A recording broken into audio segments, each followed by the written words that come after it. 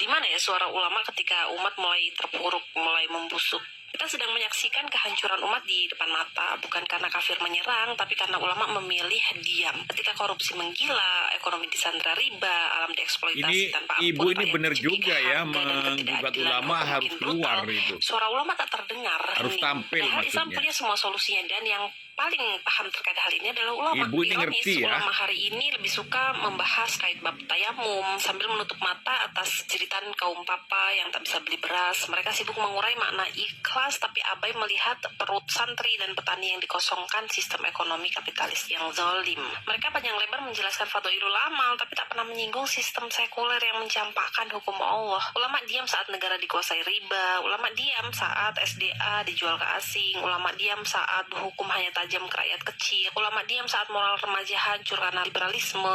Yang mereka bicarakan hanyalah sabar, sabar, sabar.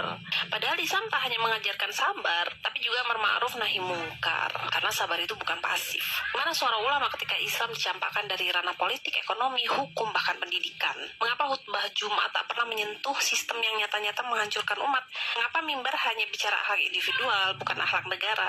Apakah Iya, mereka bener takut ini, atau Pak sudah Kiai terlalu ini. nyaman dengan dunia? Ibu ini Ternyata bener penyakit loh, wahan itu saya memang dukung ibu nyata ini. ya. Hai para ulama, jika kalian diam ketika kebenaran diinjak, maka umat akan mencari suara kebenaran di tempat lain, bahkan mungkin pada orang yang tak layak. Jangan heran jika akhirnya umat kehilangan arah, karena kalian tak memberikan arah. Sudah cukup umat ini dininabobokan dengan ceramah motivasi kosong dan menjemukan. Sudah cukup agama dipersempit jadi urusan sajadah saja. Islam itu solusi total, Islam itu ideologi. Dan Anda para ulama seharusnya jadi pembawa obornya. Jika kalian tak bersuara, lalu siapa lagi yang akan membangunkan umat dari tidur panjangnya? Apakah kami orang-orang bodoh ini yang harus terus bicara?